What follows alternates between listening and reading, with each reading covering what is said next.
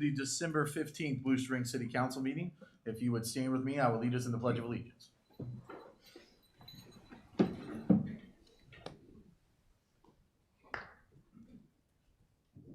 Pledge allegiance to the flag of the United States of America and to the republic for which it stands, one nation, under God, indivisible, with liberty and justice for all. Thank you. You can be seated. I will now call the meeting to order. First item on the agenda is confirmation of a quorum. Councilmember Kaler, Present. Tholen, present. Brummel, Present. Erickson, Buddy is here. Edmondson, Here. Rowan, Here. Mayor Levisay. Here. Do we have a quorum? Yes, we have a quorum. After that, I'm not sure. Next item on the agenda is the consent agenda. Do I have a motion to approve? So move. Is there a second? Second. Any discussion? Roll call. Councilmember Kaler, Aye. Tholen, aye. Brummel, Aye. Erickson, Aye. Edmondson, Aye. Rowan, Aye. Mayor Levisay. Aye. Carried unanimously. Next item on the agenda is an exciting one. We again have a room full of state champions rescheduled from our last city council meeting due to snow. We have the Blue Spring South High School girls cross country team. Council, if you will follow me down to the floor here. Got a proclamation to present to these guys. And team, if you want to come on up and join us as well. Coaches, whoever's here to represent the team.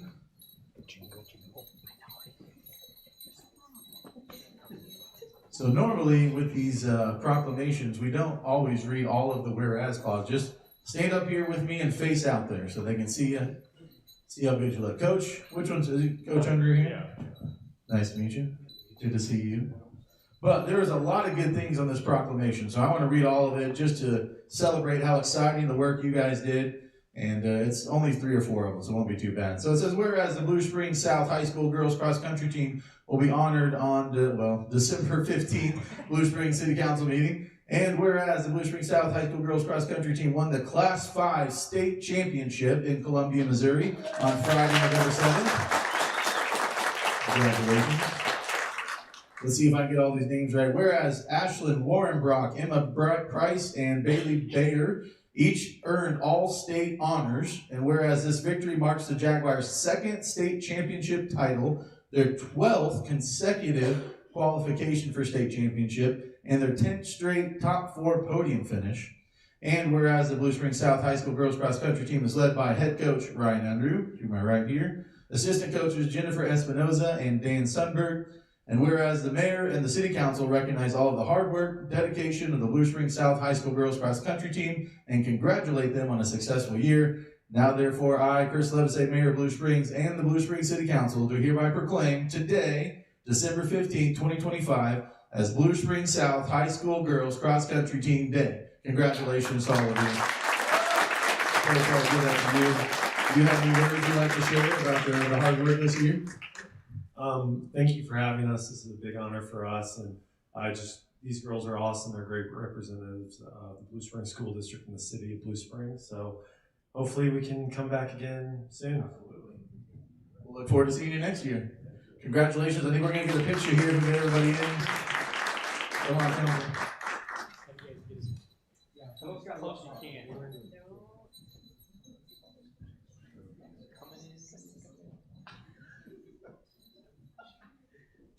Here we go.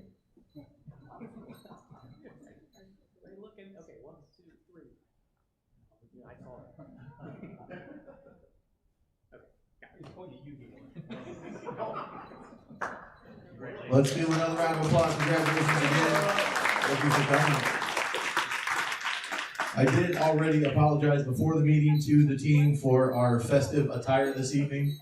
They just happened to fall pretty close to Christmas, so thank you for coming. You guys are welcome to stay if you want to learn some more about local government. If not, you're welcome to leave as well. Enjoy your evening.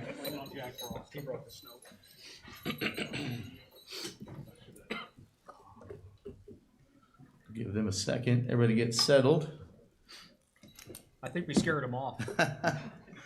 It's pretty exciting. Jingle bell shoes. We've been lucky to have lots of state champions already this year and still got half a school year to go. So Pretty exciting. All right, with that, we'll move on to item 5 was withdrawn by the applicant, so I don't need any action on that, just to be aware and noted.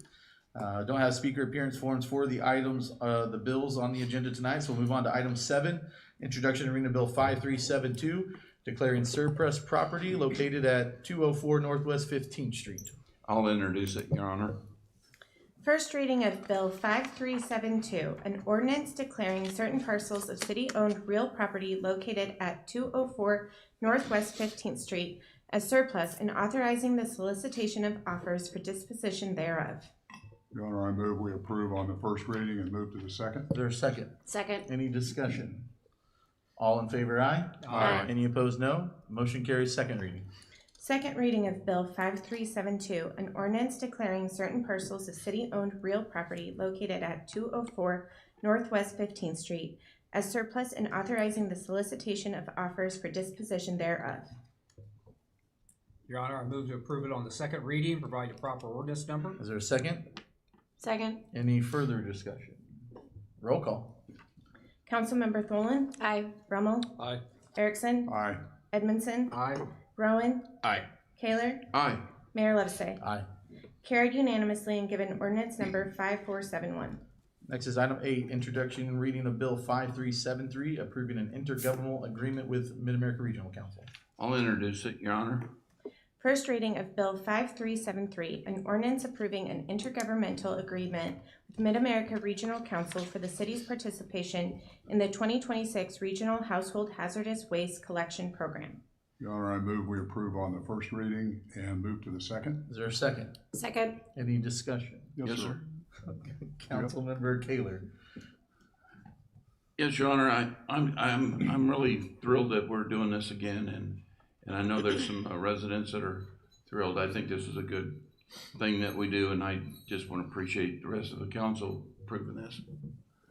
Councilmember Erickson. Your Honor, I would like to ditto that, but my comment was that back in COVID days and when finances were tough, we decided at one time to not do this. And I would like to acknowledge one more time, and I'll probably continue to do it, that was a mistake, and this council saw that, and we listened to the residents, and we moved on, and it's a great deal. Thank you, Councilmember. Any further discussion? All in favor, aye? Aye. Any opposed, no? Motion carries. Second reading. Second reading of Bill 5373, an ordinance approving an intergovernmental agreement with Mid-America Regional Council for the city's participation in the 2026 Regional Household Hazardous Waste Collection Program. Your Honor, move to approve the second reading and provide the proper ordinance number. Is there a second? Second. Any further discussion? Roll call. Councilmember Brummel. Aye. Erickson. Aye. Edmondson. Aye. Rowan. Aye. Kaler. Aye. Tholen. Aye. Mayor Levesey. Aye. Carried unanimously and given ordinance number 5472. Next on the agenda is item 9. We have a presentation from Flock Safe City. Looks like Chief Munns is going to kick us off. Yeah, thank you. Appreciate it, Mayor and council members. Flock representatives led by Ryan Mertz are here to present to you this evening information on the Safe City program. As you know, we've been using Flock for several years, I think since 2022, maybe beyond that. And we have LPR cameras, license plate reader cameras in town. We have live 911 calls coming into the patrol vehicles, and we use their expanded search functions for several years now. All of these things have increased our ability to not only solve crime, but even to some degree prevent crime. I'm going to turn it over to Ryan to introduce himself and his team, and then we'll take questions at the end, or obviously if you want to jump in and ask questions during the presentation, please feel free to do so. Thank you, Chief. Thank you, Chief. Appreciate it. Mayor and City Council members, I'm honored to be before you tonight presenting our proposal to expand our partnership and recognize Blue Springs as the first safe city in the state of Missouri. The proposal is for a $4.6 million total investment over the next 10 years, which includes several incentives and a consolidated contract structure that has a significantly lower cost per year than your current annual investment up until the year of 2029. Flock has been partnered with Blue Springs, as Chief Munns had said, since 2023 and to solve hundreds of cases through our LPR deployments in the city. We're working with the largest agencies in the state, upwards of 150 in Missouri, to achieve the same results you've experienced here in the city of Blue Springs. Our mission at Flock is to leverage all of our technologies, expertise, as we employ several prior law enforcement officers, to deploy our expertise and resources to build as many thriving communities as possible. Safety is the first descriptive word in your newly founded mission statement for a reason, because it is the core principle and essential baseline for a thriving community that every other initiative is built on top of. Working in tight coordination with Chief Muntz and his staff, this proposal reflects a collaborative alignment with your strategic plan and reflects your long-term commitment to public safety infrastructure by providing foundational technology and resources for the PD to operate as a modern, real-time policing agency for many years to come. Next slide, please, Chief. You all have put in a great deal of research and effort over the last year to establish your strategic plan. As a Flock Safe City, you will see broad impacts for all of your initiatives and city departments. Blue Springs brand will be the one of innovation and forward thinking as you operationalize Flock technology first, just as your rich history of adopting the 911 platform early and is still a point of pride for you all today. Your ability to protect your investments with the downtown revitalization efforts in your central and southwest parks will increase substantially. Consistency across our platform will help modernize and support organizational health throughout your departments and cross collaboration with neighboring agencies. As you approach your goal of one sworn officer for every 1,000 residents in the city, you'll be able to leverage high-tech, high-caliber operations to enhance recruitment and support officer retention into the future. You have the resources to support strategic infrastructure decisions through our traffic analytics platform. Essentially, every LPR that is deployed in the city can function as a traffic analytics tool for all of your infrastructure decisions. And you'll complete your goal of implementing drone as a first responder nearly 2 years ahead of schedule. Next slide, please, Chief. So our technology falls into 3 distinct categories, and I won't go into grave detail about each one included in the package, but essentially where we focus our energy is the detect aspect of Flock's technology is to represent all the hardware assets in the field that alert the agency to what is occurring. Investigate, which helps you deploy real-time policing technology to your analysts and your investigators to see all assets in one single pane of glass, saving time and efficiency as you build out investigations and reporting. And then the respond element, which the flagship piece of that is the DFR functionality that we've talked about.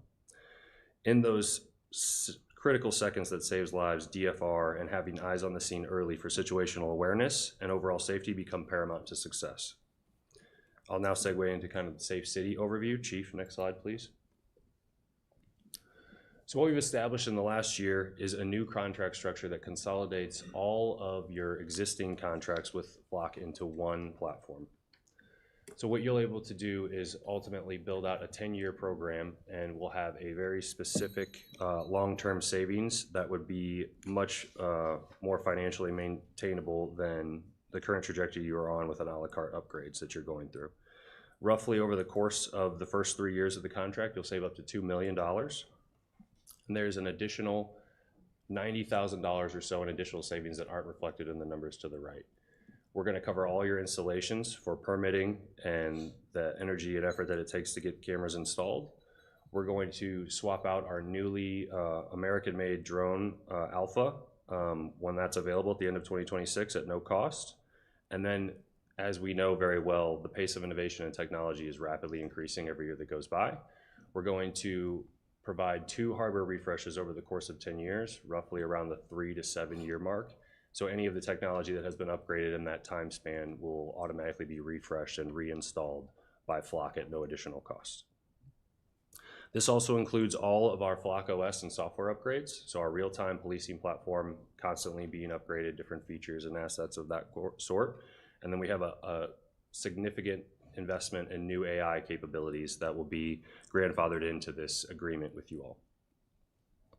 I would like to speak specifically on the impact that we've analyzed on the DFR side. Chief, next slide, please.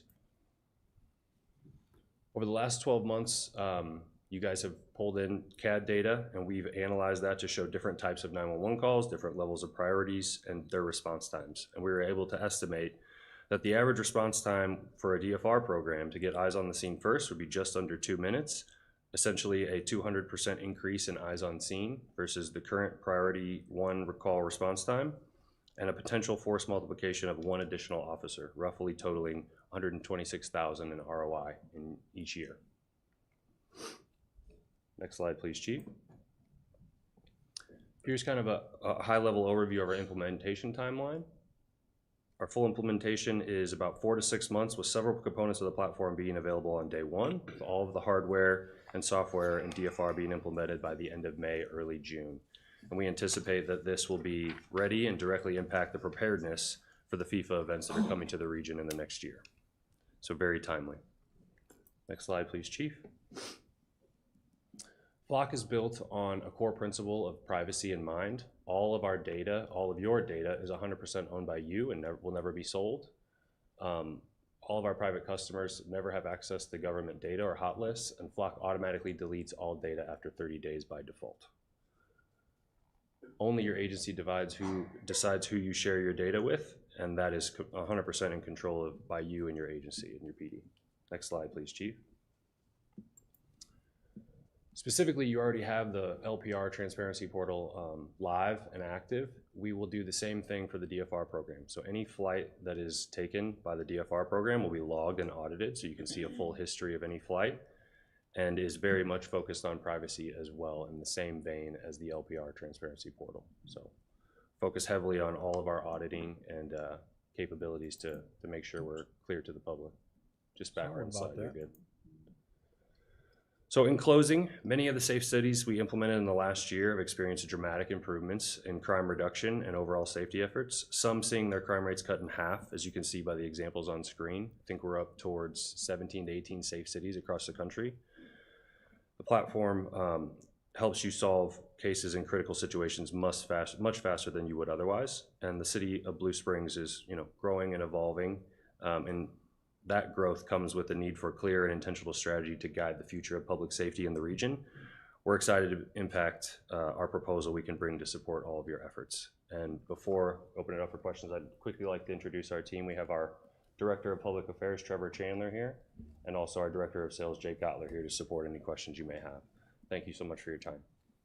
Thank you. Any questions from the council for our presenter? Your Honor. Yeah, Councilman. I just have a couple questions. I had gotten a video or an email that had the YouTube video that I'm sure that you guys are familiar with. And can you guys kind of touch on that a little bit to reassure that the safety, I guess the ability to be able to hack into a type deal, since we do have quite a few cameras, we had some concerned citizens. Absolutely. So I'm assuming you're talking about the video says we hacked a Flock camera. Yes, sir. Yes. First, it was not hacked. That's very important to note. Second, the individual that was utilizing or dissecting that camera was pointing out a lot of features or weaknesses that become completely non-critical when it is actually upgraded and uploaded to our server. So you can think of it when you get an iPhone, you take it out of the box, that iPhone has no encryption on it, has nothing. It's when you turn it on and you connect it to the cloud that you get all of that encryption on there. And so that is essentially what this person was doing. They were taking basically a dumb camera and trying to show all the weaknesses that this dumb camera had because it was not uploaded to the cloud and active on our servers. So the cameras have not been hacked. The deficiencies that might have been pointed out, we actually self-reported months beforehand and fixed when we identified them. And so it made for a really good YouTube and TikTok video, but wasn't fully based in reality. Perfect, thank you. Any other questions for our presenters? I have Councilmember Taylor. a statement. Is that all right? Sure. First of all, I appreciate the gentleman coming in and doing the presentations. I met with Trevor in Salt Lake City and the other members of the Flock team over the last 3 or 4 years, along with Councilmember Edmondson, and we did a lot of research and a lot of study when we originally decided on this, and I can't say enough good things for this system. I know our police department is just grateful for it, and I've seen it actually happen where they actually catch and caught criminals in the act with it, and it's just a great deal, and I thank the council for approving this. Councilman Evans. Well, not to say the same things that Jerry said, but I know what time I spent on the Public Safety Advisory Committee, and I've been on there a while, but I know one of the primary things that the department looks for is response time, and we're always looking for a way to lower that, and that's critical because that response time is how fast an officer gets a call in and they show up on scene, and it's important because those types of things are like something's happening and they want somebody there right away, and this puts us at the forefront to me of being able to respond quickly, and your figures that you put up there, you know, like we're in the 4-minute range, aren't we, Chief? 4 to 6, somewhere maybe 5 minute response time. And so depending on the call. this cuts that in half on you know, your drone as a first responder, which that alone, you know, to protect the citizens of Blue Springs is well worth the investment that we're putting in over the 10-year period of time. So thank you. Yes, of course, and I would just add that a lot of the efficiency gains, you're able to clear roughly 10 to 15% of calls that you don't even have to deploy a patrol officer to, so they can spend their time where needed most for those critical calls and situations. So, and what I can do is also, we're not as a council looking at this as a replacement for officers on the street, you know, in a car, in the neighborhoods. What we're looking at here is how to augment and make their life easier and help them basically have the best tools they can have at their disposal, similar to what Live 911 was. Just trying to give them everything in the, you know, in the bag or the kit that makes them an effective and gets them there and protects them and also protects our citizens. Absolutely. Any other questions for our presenter? Quick question. Yep, go ahead. I believe excuse me, when I read the literature about the drones, that there was a lot of autonomy in those. Could you describe in a couple of sentences, like drones called out, what does the humanoid have to do? What does the drone do? Do I have to go to my thing and get my little gizmo out, or will it do it by itself? So it's automated, but it's not fully autonomous. So the drone actually, because we have all the assets in the field today, like your LPRs, we basically have what we would call an events drawer. So if there's an LPR hit from a specific hot list, it's the click of a button and the drone from a pilot, and the drone can be sent to that event. So they can take over manually, but typically that's how it's deployed. So it's sent from a pilot. Sent from a dock launch location, and the pilot essentially, with the technology you're coming out with, can pilot the drone from anywhere. Or it can do it without the pilot, once the button is pushed to take it off? It can fly automated in an automated way, but the pilot always has to be there, Okay. kind of pursuing, Okay. surveying the Thank you. technology. Appreciate Yep. Any other questions? Thank you for your time, for your presentation. Thank you. Mayor, if I could just Chief, go ahead. make a couple comments based on that.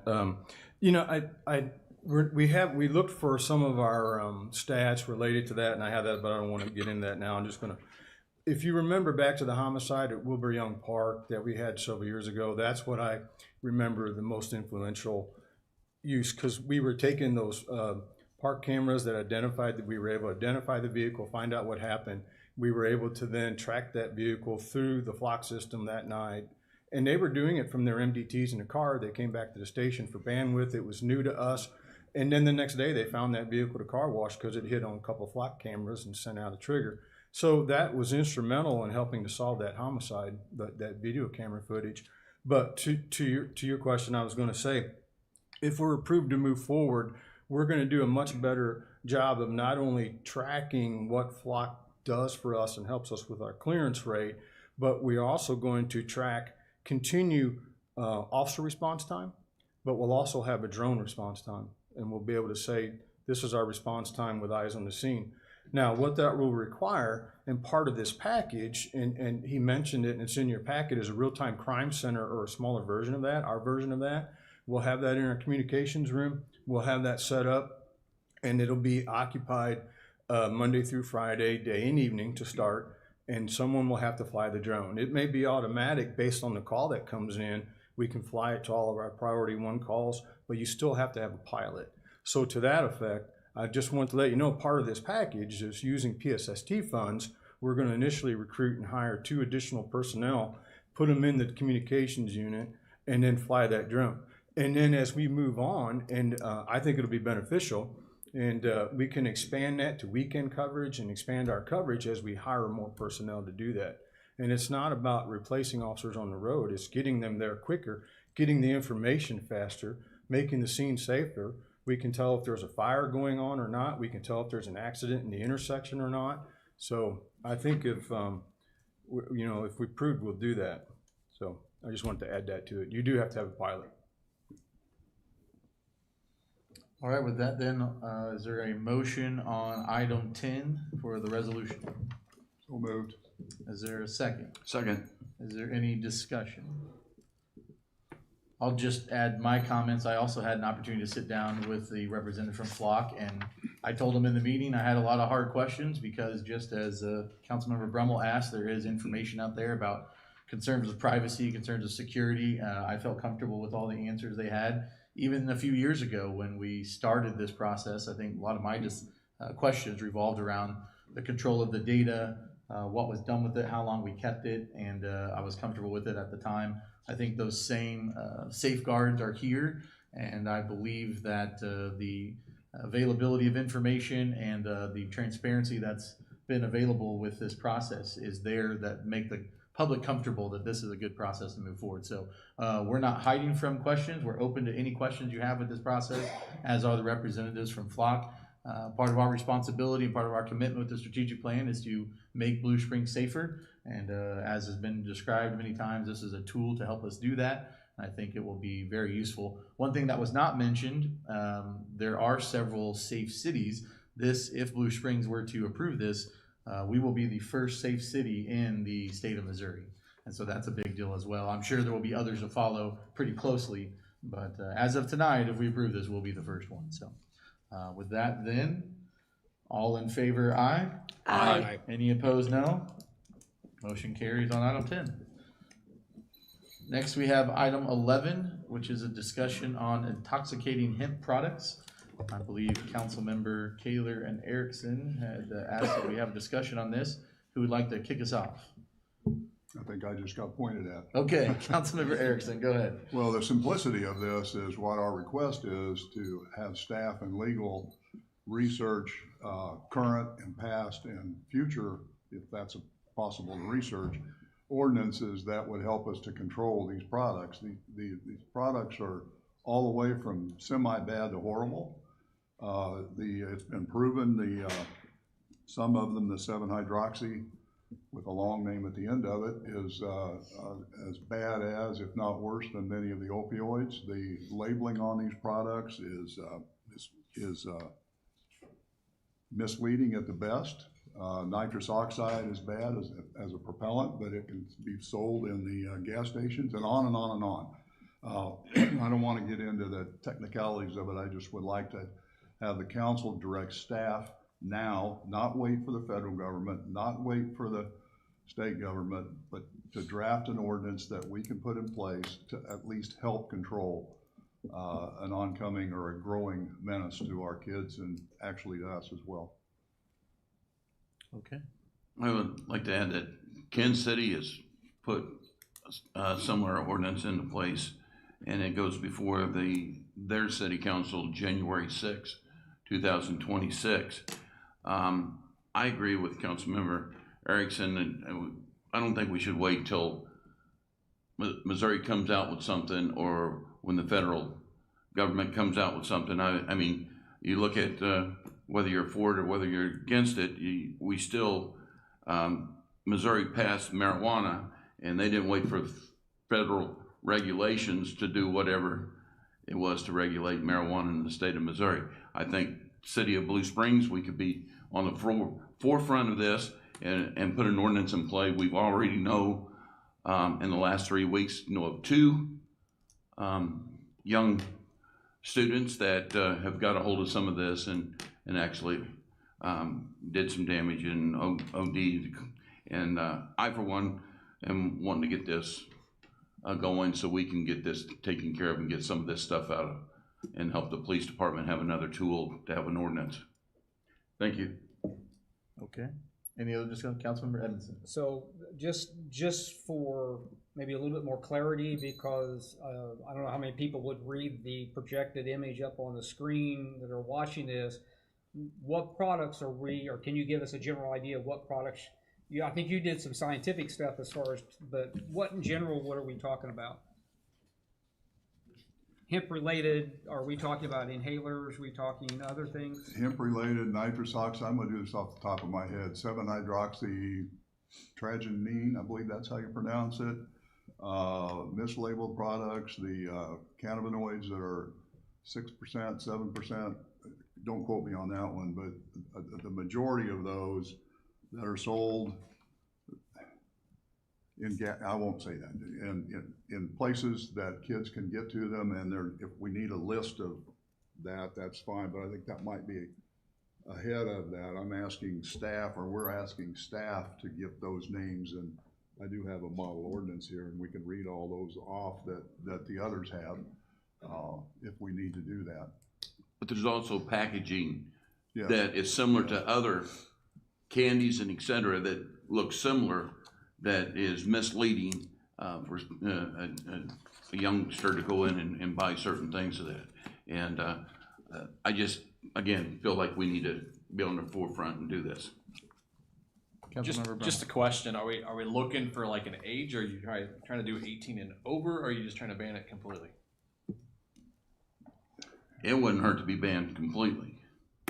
But here again, back to the simplicity of it, my request, and I think Jerry's request would be, let's find out what we can do. Let's make it as powerful as a protecting ordinance that we can, whether it's banning, whether it's limiting, whether it's making it age, or whether it's something, this product, no, you can't have it here. This product, yeah, you gotta be 21. This product, however it is, there's too many items in here to refer to those items as it, if that makes any sense. It's a multiple of items, not just one. And if the state comes up with their own state statute with it and et cetera, we can always tweak it to go towards the, and improve our own ordinance like we have with some other ordinances, that when the state changes their ordinance, we have come back and changed it to line up with the state. And we can still do that. I just think we need to be on the forefront with this. Would anybody want me to read a bunch of those, or can we wait until later to do that? Well, what would be appropriate, I think, is if somebody has a motion to make at this time, if there's no other discussion, that would be, I think, the appropriate next step. We would also need to confer with staff a little bit, see if they have enough information to do what you're asking, but make your motion, we'll go from there. Well, first of all, let me clarify that. I was responding to his question. I really think that would be up to staff to research and get those names and list them all, and then we have a time to do that. But if it's beneficial in order to get this rolling, then sure. Okay. Do you have a motion to direct staff to do something? Yes, Your Honor, I move that we direct staff to research and to create an ordinance or ordinances to regulate hemp products and various cannabinoids, as well as the kratom products, and bring it back to us within the time frame that they think they can, soon. Staff, do you have some feedback on the discussion? Yes, we would like to have the ability to bring this back in the first or second meeting in March, if that works for the council. Council, do you have any objection to that time frame, or would you like to add a date to your? Yeah, let me amend the motion and add that we'd like to have this in by the 1st of February. Okay, so I have a motion from Councilmember Erickson to direct staff to bring something back to, you said the first meeting in February? That's correct. Okay, do I have a second? Your Honor? Yes, Councilmember Taylor. I'd like to amend it though. Well, we have to, you can't amend it until it's on the floor, and right now it's not on the floor, so. Well, I just letting you know I want to amend it. Do I need a second first? I would like it. Okay, city attorney would prefer to have a second before we start amending. Would you like to second the initial? Okay, second. Okay. Now, Councilmember Kaler, do you have an amendment? I'll let's go in between and say the second Okay. date in February, second council in February. Okay. If it's We easy- have. If it's easier, sir, I would be happy to withdraw and restate second meeting. I'm gonna take it as a friendly amendment, second meeting in February. So it sounds like you're in agreement. I have a motion and a second to direct staff to bring something back along those lines for the second Your meeting Honor. in February. Now we're open for discussion. Councilmember Edmondson. I'd like to direct the staff is we're drawing up an ordinance, but I guess, I don't know whether the police department's gonna enforce that ordinance, or is it gonna be codes enforced? Or are they all involved in this discussion also as far as coming forward with this? That would be our first meeting after this meeting, is to have that discussion as to Okay. how this would work. Any other discussion on the motion from Councilmember Erickson? Does this need to be a voice vote or roll call? Can't be a voice vote? It can be a voice vote. Okay. I have a motion and a second. Any further discussion before we vote? Okay. All in favor, aye. Aye. Any opposed, no? Motion carries. That is all we have on the agenda tonight. Next is the visitor section. I do have a speaker appearance form from Mr. Neil Kellis. Is he here in the audience? I see somebody moving. All right, Mr. Kellis, you will have 3 minutes to tell us what you're thinking. It looks like it's on the topic of southwest corner of Duncan and Adams Dairy Parkway. Correct. All right, go ahead. Thinking it's gonna be short and sweet. I believe it was 2 years ago, we came before this council and got an apartment complex kind of stopped. But here in the last couple of months, there's been some activity. I think it was just utility clearing lines and all, but it got a lot of rumors going in all the neighborhoods. Oh my gosh, he's starting up again. So I said I would come and ask the council, is there any movement on the development of that property on the southwest corner of Duncan and Adams Dairy? Have they submitted any plans of any kind that we should know about? Okay, Mr. Kellis, I'm not familiar with anything that they've done. I'm gonna look to our planning staff. Do you guys have any feedback on that property? Yeah, so the project was denied. So the project he's referring to is the crossings. That project was denied at the end of '23, and our last communication with the developer was in November of '24. And at that point, the developer was looking at alternatives and trying to determine the feasibility of the project moving forward. Since that time, the city has not received any submittals or modifications to the original plan. Okay, and there's nothing on the horizon at the moment for anything, even the stuff that could go on there the way it is zoned, there's nothing. Okay, Not that we the just wanted to city's get it aware on, we just wanted to get it on record. The developer does have another project in Blue Springs currently active that they started advertising for, so that may have got their attention right now. It could have, but then now we can go back to the HOAs and go, no, we're good right now. As of That's all now, I needed. that's where it stands this evening. All right, thank you. Appreciate you being here. Yep. All right, the next we'll go to council member comments. Anybody want to talk about who you're wearing this evening, or what your style guidance was for Your Honor, for your outfit? Yes, council member Kaler. since I'm not the only one in one, I was told I look like Charlie Brown, but I dispute that, but that's what they said. I guess we'd have to see your Christmas tree to know for sure. But. It's not up yet. Oh, well, that might be the Grinch more than Charlie Brown then. Yeah. Yes, do we got anybody down here? Yep. Councilmember Edmondson. I would like to thank Councilman Brummel for organizing this tonight and following through with it, so. We do look rather festive this evening, Yes. don't we? Well, thank you, Councilmember Brummel, for arranging such a festive outfits for this evening. Your Honor, I wore this at the Ugly Sweater contest at the First United Methodist Church last weekend, not last Sunday, the weekend before. My wife was a judge, therefore I did not win. But it was a lot of fun. It was Communion Sunday. It seemed irreverent, but everybody laughed and we had a good time. So here we all are. Here, You got your money's worth. being a You got little another irreverent, use but out having of a it. good time. So, Yeah. yeah. Well, great. I don't know whether you're gonna bring it up or not, but this would be the last weekend for Santa Claus at, The North Pole Railroad Trail of Park? Lights. Yes, this weekend, Friday and Saturday night will be the last weekend for Santa Claus at the gazebo. I think he's gonna be in the gazebo, right? It's not too cold this weekend? Okay. So Santa Claus will be there for the last weekend. Also, we do have the city offices will be closed Christmas Eve, Christmas Day, and the day after. So that's gonna be coming up next week. So excited to have staff have some time off. We also have the New Year's Eve at the field house at Blue Surf Bay. They will drop beach balls in the pool at noon. So everybody go to bed by 2 p.m. and call it a night. It'd be great for, especially the kids, get them in bed early. What else do I have? Council member, which council member is that? We'll get to that one in a minute. So the next, this Friday is Vesper Hall has their Christmas lunch Friday the 19th. Chef Dale always does a great job. It's good food. And there's a Ninja Cross competition on the 19th as well from 4 to 5:45. So I think we're all participating in that, right? Okay. Ninja Cross on Friday? Did hear rumors that you might be working out now, so maybe. Oh, at the field house. Yeah, absolutely.